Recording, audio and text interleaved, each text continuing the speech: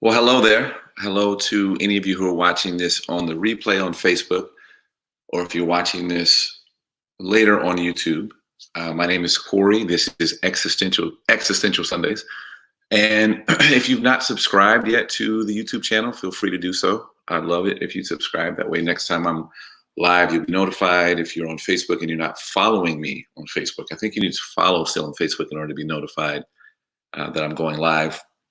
But as you come in on Facebook, feel free to share, feel free to like, to comment. I'm not sure. Let me see if I can see your comments. I'm not sure I'll be able to see your comments, to be honest, because in order for me to show this on both YouTube and Facebook, I have to use a third-party broadcast system. I'm also kind of in a new studio. For those of you that have been with me on Facebook the last couple of weeks, I'm kind of between a couple of ferns here. I don't even know if those are ferns, but I'm between two bush-like looking things. So thanks for being here. If you've never been a part of one of these lives or these conversations or don't know who I am, I do come from the Christian tradition, but I am not trying to get you saved or baptized or convert you to believing a certain type of thing. All I want to do with presenting these live experiences is the same as that I do with the podcast, is that I want you to have a safe space for you to wrestle with your beliefs about God and about human beings. I want you to feel like the thoughts you have aren't too crazy. I want you to have a space where you feel like there's some other people or someone else who also shares in that whole experience of wrestling with the nature and the notion of the divine, because it is beyond us as human beings. So that's who I am. Feel free to, on Facebook, share this. Feel free to share on YouTube, to share it. This is shareable content. You don't ever have to ask me if it's okay to share. It's always okay to share. Now, today, I want to make a one-sided argument that is not intended to bring you to a point where I'm making a point for you to believe something. I'm going to process for you something that happened, or not happened, but something I've been thinking through this week. I'm going to take you through the story of of the progression of it leading up to right now. And then I want you to go and sit with it, kick it around in your head, and have a conversation with someone else about it. Even if you don't believe it, even if you think it's absolutely ridiculous, I want you to do that, right? So today I'm going to, in essence, be arguing against the idea of theodicy. And theodicy is a theological point of view that is designed to sort of exonerate God for all of the bad stuff that happens in the world. It is a way of reconciling the idea that there's an all-powerful, all-knowing God, but yet we have pandemics, we have genocides, we've had slavery, we've had all of these things that have plagued our human existence. So theodicy is the defending of God in that space. And I'm going to actually argue against that today. Today, I want to talk about the dark side of God. I'm going to drink some water, though.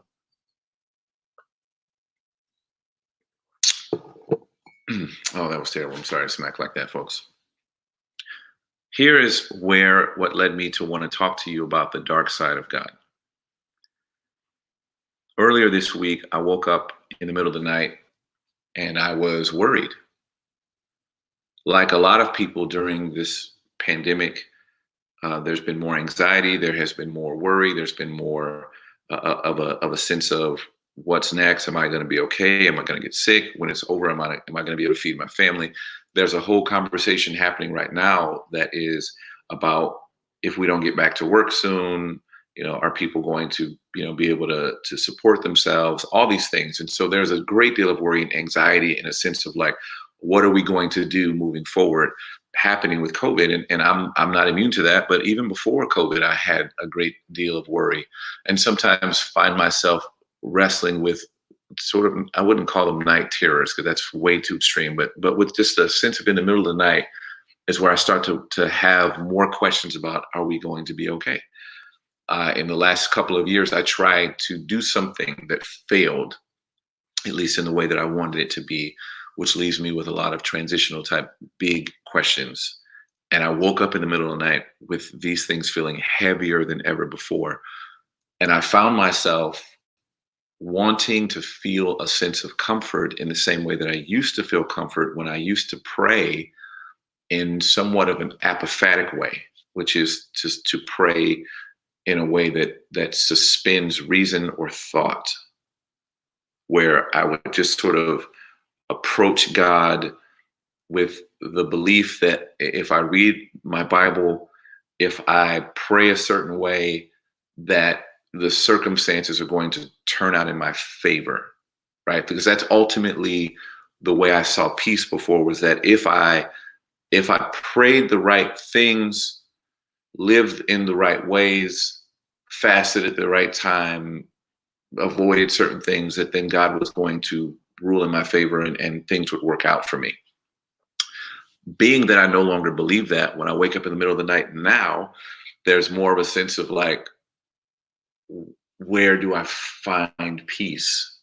Where do I find comfort when I no longer believe that like I can do certain things to make God do what I want God to do for me?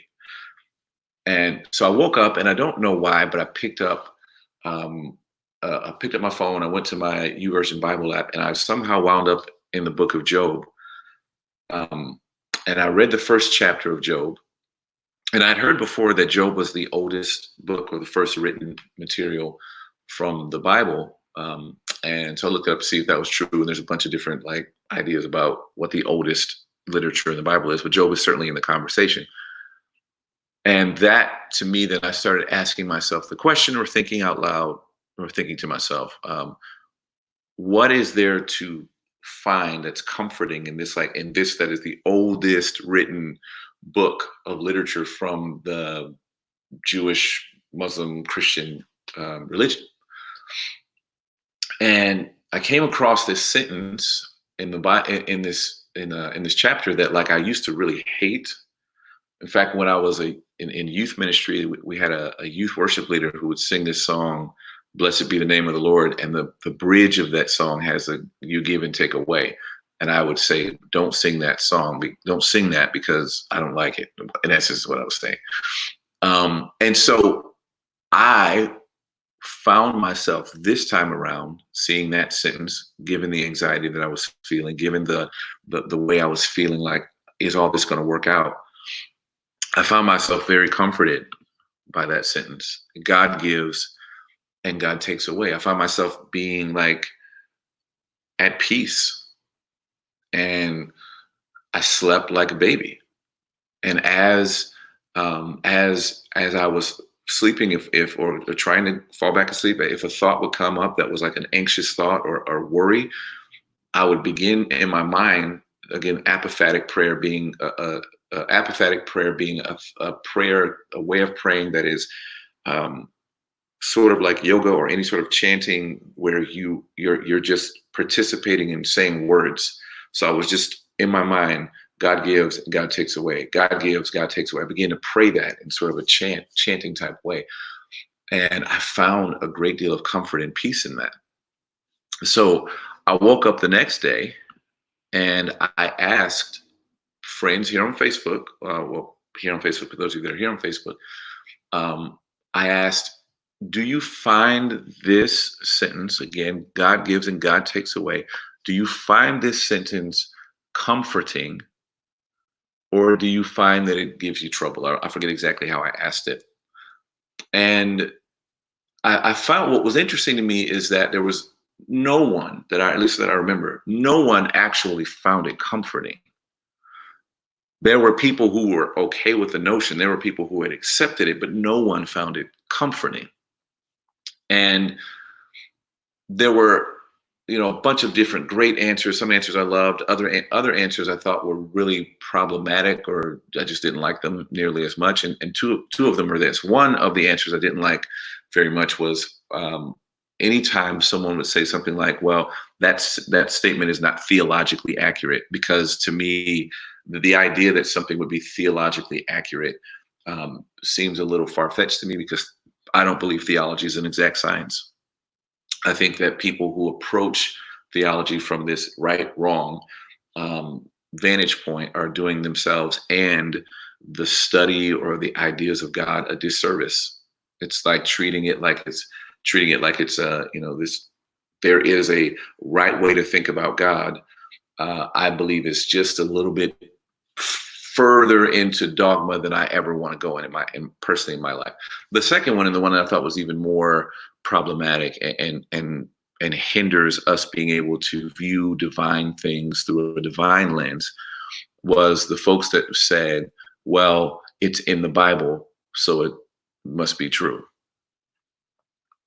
And that sort of fundamentalist position to me is crazy, to be honest with you, because here's what I see that posture as. I see that posture being like somebody who buys. You're viewing the divine library like someone who buys some IKEA furniture, and you get home with that IKEA furniture, and you take out the instruction manual or the instructions, and you go point by point so that you can understand how to put your IKEA furniture together. And even though IKEA directions are pretty mysterious sometimes, you still follow them so that you can make sure that your IKEA bookshelf is put together right. And if someone says, well, why'd you put the top shelf on first? You say, well, because the directions say so. Well, that doesn't really play itself out in a way that's beneficial when you're talking about sacred texts. Certainly not when you're talking about the Bible, because the library that we call the Bible was not a book, first of all, it's not a book, but it's not books that were written for us to take as instructions to say, here's exactly how you understand God. These were people who were presenting ideas to us to say, this has been my experience of God, or this is some ideas we've had about God. And what they would do is they would wrestle with it. They would talk to each other about it. They would argue with each other about it. They would turn the jewel, if you will, is what they would call it. They would really get into it and not seek so much to find instructions as much as they were trying to find dive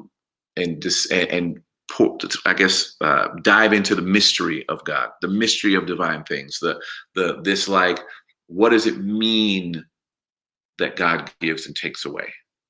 Not that it was supposed to be an instruction or a law. This is the law. It was, what does that mean?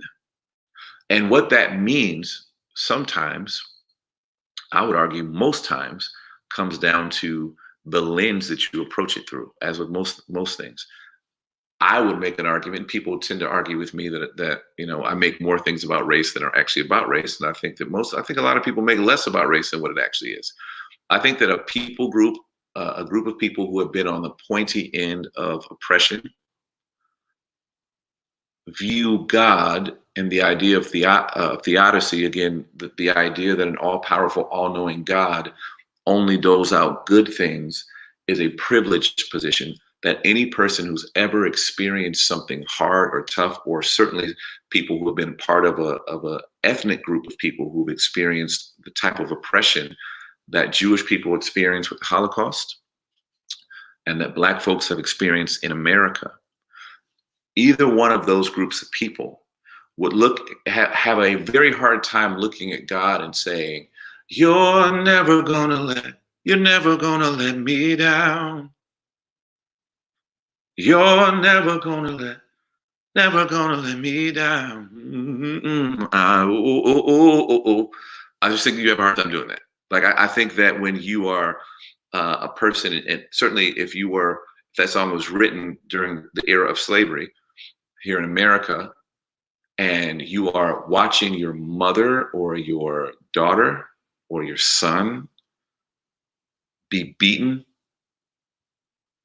at the hands of a white oppressor who treats you like your property and makes you work under forced labor, and you are not free, I think it's a lot harder for you who have the stripes on your back to believe that God never lets you down than it is for the person who has the whip.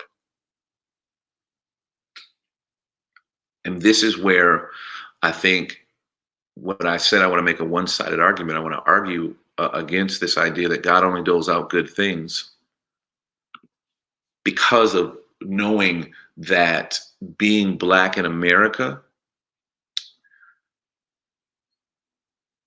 if you were a descendant of people who went through the Holocaust, which was this genocide on the global stage, how do you emerge from that with the idea that God never let you down, because you literally were?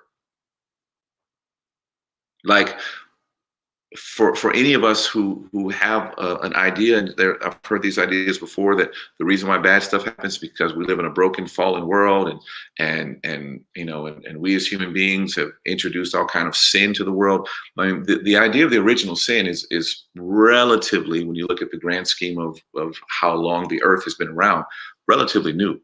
Augustine kind of introduced this idea of original sin, because when you think about how the creation poem and the origin stories of ancient times, all of those stories were about divine beings creating everything good, creating after everything God created. Even in the Jewish poem, origin story of mankind was, this was good, and that was good, and that was good, and this was good, and everything was good. And when you get to the moment in the Genesis story where you have the fruit and the serpent and this whole disobedient thing, that if you really understand the narrative or the history behind that story falls in a category of stories that's not necessarily about whether or not human beings would ever be perfect, but it was about the fact that human beings can't be, that we never could be, that we never could put our hands on divine things and possess them forever. That's not human. Eternal life is not something we can possess. And there were so many ancient stories like the Jewish origin story in Genesis that were telling a similar story about us as human beings trying to hold on to something eternal. It's just never going to work. And somehow Augustine and other folks after Augustine took that to mean that there was this original, that human beings ruin the original state of perfection. I have a hard time accepting that an all-powerful, all-knowing God can have nothing to do with bad stuff that happens, can just completely be exonerated from it, can just be like, oh no, God had nothing to do with that. That was all because of us as human beings. And here's why. Here's just a slight example of that, right? If you as a parent have a 2-year-old who's just learning to walk, I have adorable niece and nephew. They're twins, and they're walking and running and learning to speak and all these things. And I wish I had a picture of them to show you, because now I'm distracted just thinking about them because they're adorable. But anyway, if you're watching Hi Buddy and Bird, if my brother-in-law and my sister-in-law have those babies play on stairs and one of them falls down the stairs and hurts themselves, it would be irresponsible of them to blame the child for falling and hurting themselves. It's the reason why if you go to anybody's house who has toddlers, where they have stairs, they have a gate to keep the toddlers from falling down the stairs, because that's what responsible parents who in the world of toddlers, 2-year-olds, 3-year-olds, 4-year-olds, 5-year-olds, they are the all-knowing, all-powerful one. How do we then not hold the all-knowing, all-powerful God, who is in relationship to us, very similar, if not probably even not even really, probably even a further gap between the divine and human beings? How do we as human beings hold ourselves responsible for the brokenness of the world and not have any culpability lie with the all-powerful, all-knowing creator of all life?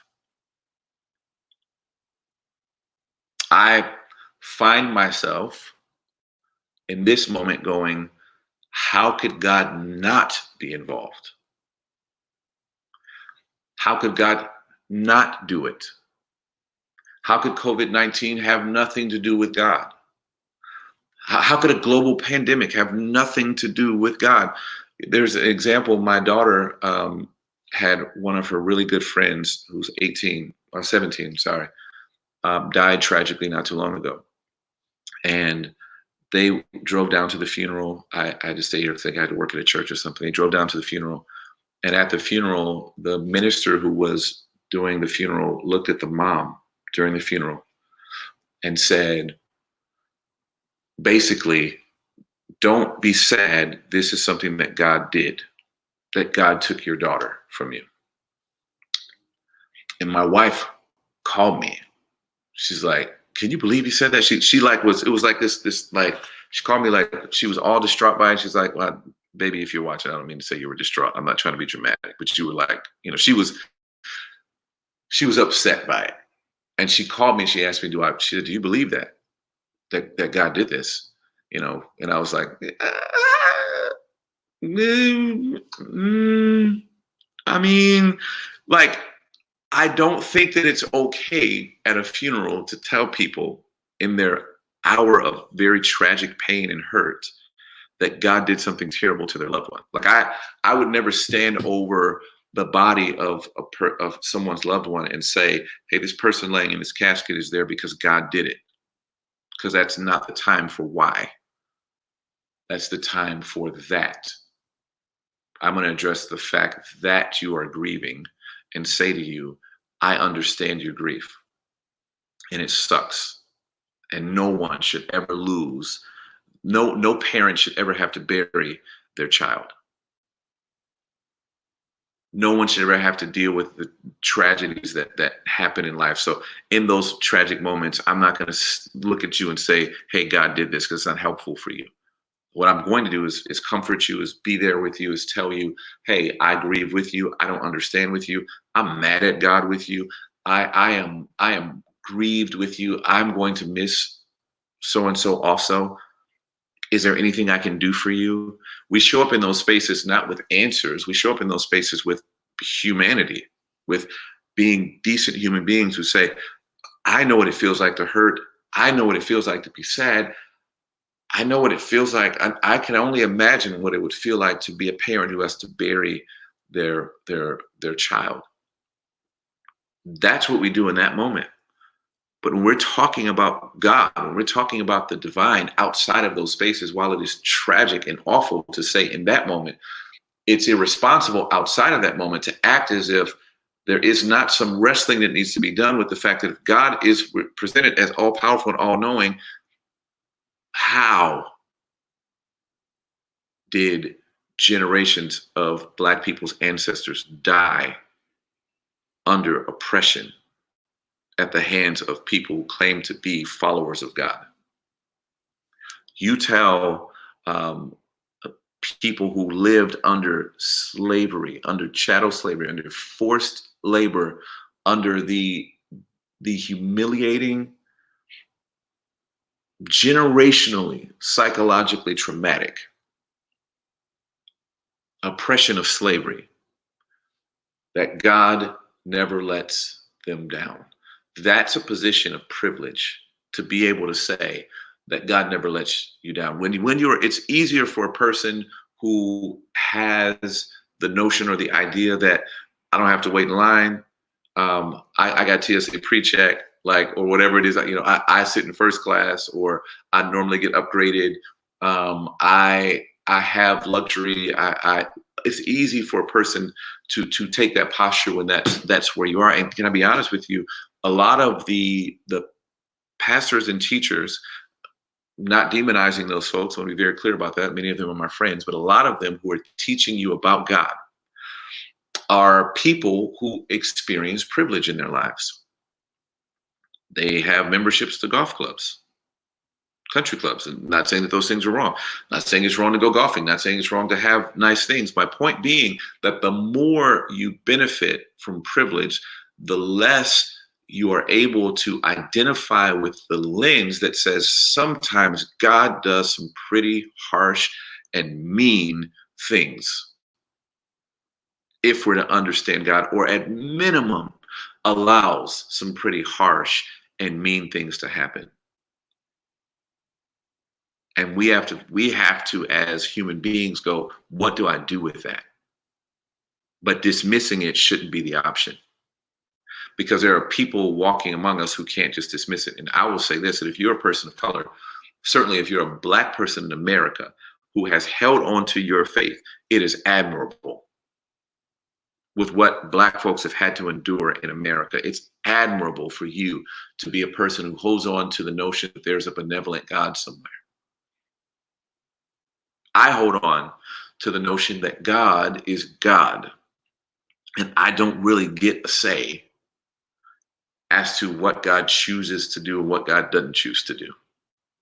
And even for any of us who don't have any sort of beliefs about God, other than that we don't believe there is a God at all, or you're a person who, whatever, a Calvinist, or a person who thinks that choice has everything to do with life, whatever, wherever you find yourself with how you think about God, the reality is we're all trying to figure it out as human beings, but God is God and does whatever God wants to do.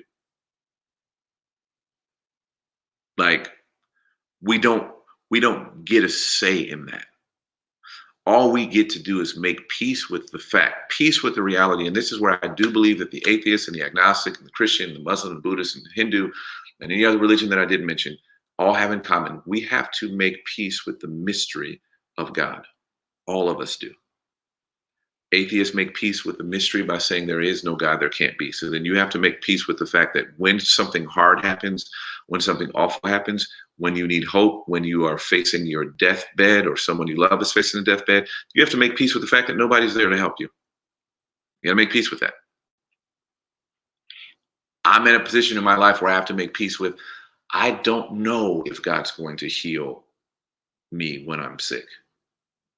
I believe that God would heal me when I'm sick, but there are lots of people who God didn't heal when they were sick. I don't know that when I get in my car, I'm not going to get in a car accident. I don't know that I won't, at some point in my life, wind up in an extreme financial hardship. I can't control all of that.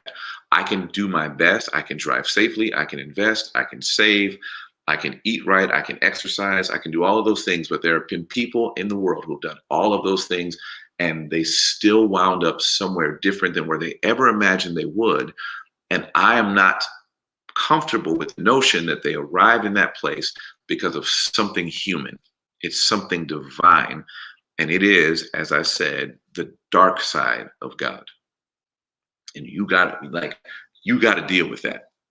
Like, you can't just take it off the table and act like it doesn't exist. And I love the fact that ancient people found a way to make peace with it. I've mentioned to you guys before, maybe for the first time, some of you hearing this, that the Mayan ruins for me were a fascinating understanding of how civilizations in times past viewed the divine, viewed blood, viewed sacrifice, all of those things. They viewed it through the lens of, we don't have control.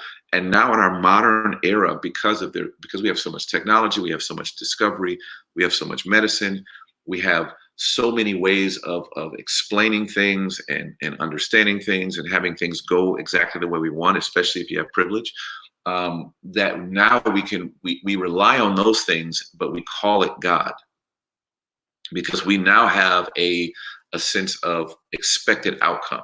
We can expect a certain outcome. If you're a people living thousands of years ago, who the only way you ate is if the rains came, if the rainy season came and watered your crops so that they grew, if you went through a drought and you had no irrigation system, you and your tribe died. So you had to depend on the divine to show favor. We no longer have to do that. We got running water, we got locked doors, we have grocery stores. Most 90% of us do not go and grow our own food. We go buy our own food. We don't have to depend on anything but our technology and the somewhat benevolence of each other. So our idea of God being always there, on time, showing up, never letting us down, is a privileged lens. And what I want to challenge you to take off this week, if you've worn it, and look at it from a completely different perspective. Imagine, have some conversations with some people who are descendants of oppressed people, of slaves, people whose ancestry has really, really, really, really hard stories. Have conversations with those people about God, about this sentence. Ask them how this strikes them. There was a man who lost his son in the comments, and he said, God is God, neither good nor bad, just God. And only coming on the other side, like Job, of having this divine mess show up in your life, can you emerge with this sense of, nah, I don't know, I don't like it. It's not comforting necessarily, but I can make peace with it. I think we all have to make peace with the fact God is God and we're not. Especially for those of us who believe in God. All right, folks, that's all I have for you today. I want to just encourage you, if you have not joined my Patreon community, you can do so. I'll put a link below in the comments on Facebook. I have to do the same in the comments on YouTube. If on YouTube, I'll have to figure you guys out later. I just thought, Corey, why don't you think about this before you went live? I'm sorry, folks, I didn't. But you can find, it's not hard to find my Patreon community. I will make sure that there's a link available for those of you watching on YouTube, and certainly those of you on Facebook. You can join the Patreon community. I would consider that an honor to have you go deeper into relationship with me in that way. I will see you guys next Sunday. Again, feel free to share. If you're on YouTube and you've not subscribed to the channel, please do so. And if you're on Facebook and you're not following me, we're not friends, please do that also. All right, guys, grace and peace to you. See you next week.